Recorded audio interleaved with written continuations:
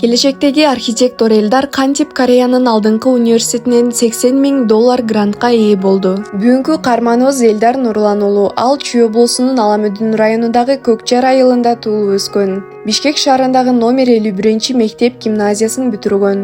Элдар Түштүк Кореядагы эң алдыңкы 15 университеттин катарына кирген Чунгнам улуттук университетинде архитектура багытында билим алууда. Ал келечекте Кусейин Көлбаев сыяктуу Кыргызстанда ири долбоорлорду кургусу келет.